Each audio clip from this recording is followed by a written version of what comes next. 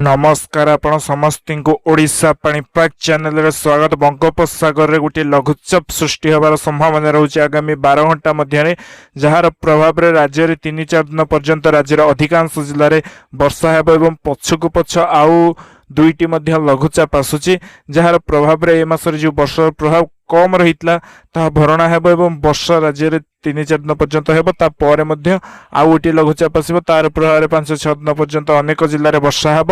लघुचाप प्रभाव में केतेक जिले में बिजुली घड़घड़ी सह वर्षार संभावना रहुछि। तो ये लघुचाप प्रभाव में क्यों क्यों तारीख में क्यों क्यों जिले में वर्षा हेब एवं पवन हेब कि नहीं, क्यों क्यों जिले में पवन हेब कि नहीं, बिजुली घड़घड़ी क्यों जिले में हेब से संपर्क में संपूर्ण भाव जानिया भिडियोटी को संपूर्ण रूपे शेष पर्यंत देखंतु। आगामी 24 घंटा मध्य दक्षिण ओडिशा एवं उत्तर आंध्र निकटवर्ती समुद्र रे लघुचाप गोटे सृष्टि हेब जार प्रभाव राज्य रे अधिकांश जिले में वर्षा हेब। ओडिशार अधिकांश जिले में वर्षार संभावना रहुछि जे देखिबा 13, 14, 15, 16 तारीख विशेषकर 13 तारीख रे केउं जिले में वर्षा हेब जानिबा। 13 तारीख रे मालकानगिरी, कोरापुट, रायगड़ा, गजपति, नवरंगपुर, नुआपड़ा, बलांगीर ए सब जिला मानकरे वर्षार प्रभाव टिके अधिक रहिबो। प्रबल वर्षा होई पारे।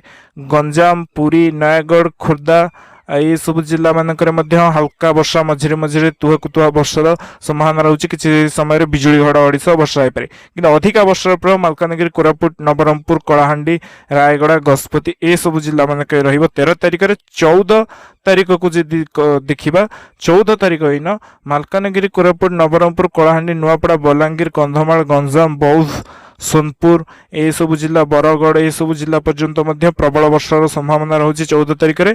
ता छडा उत्तर एवं उपकूल ओडिसा रे किछि किछि समय रे मेघ पाग एवं किछि किछि वर्षार संभावना रहुछि। जो लघुचाप प्रभाव विशेष कर दक्षिण ओडिसा रे रहिबो 17-18 तारीख बेलू मुझे पूर्वर कही 17-18 तारीख बेलू उपकूल उत्तर ओडिशार किछि जिला मानकरे वर्षार संभावना रहुछि लघुचाप प्रभाव रे। लघुचाप प्रभाव रे 17-18 तारीख बेलू दक्षिण ओडिशा समेत पुरी, जगतसिंहपुर, केन्द्रापड़ा, कटक, खुर्दा, नयागढ़, कंधमाल, आभ्यंतरीण ओडिशार जिला बौद्ध, अनुगुल, ढेंकानाल ए सब जिला मानकरे मध्य वर्षार संभावना रहुछि।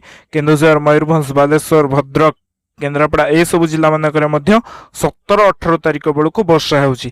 13, 14, 15 तारीख रे जो जिला मानकरे वर्षा हेब उपकूल उत्तर हेउ एवं किछिटा पश्चिम ओडिशार जिला मझिरे मझिरे वर्षा हेब। लगाण वर्षार संभावना कम अछि। मझिरे मझिरे वर्षा हेब एवं बिजुली घड़घड़ी सह वर्षा हेब। लगाण वर्षा दक्षिण ओडिशा रे हेब 13, 14, 15 तारीख रे। 17-18 तारीख बेलू उपकूल उत्तर एवं पश्चिम ओडिशार जिला मानकरे वर्षार संभावना रहुछि लघुचाप प्रभाव रे। ता छड़ा ता परे आउ गोटे लघुचाप मध्य सृष्टि होबार संभावना अछि 20 तारीख पर। 20 तारीख पर जो लघुचाप सृष्टि होबा ता उत्तर बंगोपसागर बा ओडिशार उत्तर रे थिबा समुद्र रे सृष्टि होबो जार प्रभाव रे राज्य रे वर्षार प्रभाव अधिक रहइबो। जेतेबेले उत्तर रे लघुचाप सृष्टि होय राज्य रे वर्षार प्रभाव राज्य रे समस्त जिल्ला रे पड़िथाय किंतु वर्तमान जो लघुचाप सृष्टि होइछि तार प्रभाव 13 तारीख रु 19 तारीख राज्य रे विभिन्न स्थान रे रहइबो। विक्षिप्त वर्षा हेबो। किछि किछि अंचल रे प्रबल वर्षा होई पारे किंतु समस्त अंचल रे प्रबल वर्षा हेबो। दक्षिण ओडिशा किछि उपकूल ओडिशा रे मध्य प्रबल वर्षार संभावना रहुछि। राज्य रे वर्षा हेबो। जो लघुचाप वर्तमान सृष्टि होछि तार पर वर्षा हेबो किंतु अत्यधिक वर्षा हबार संभावना नहीं।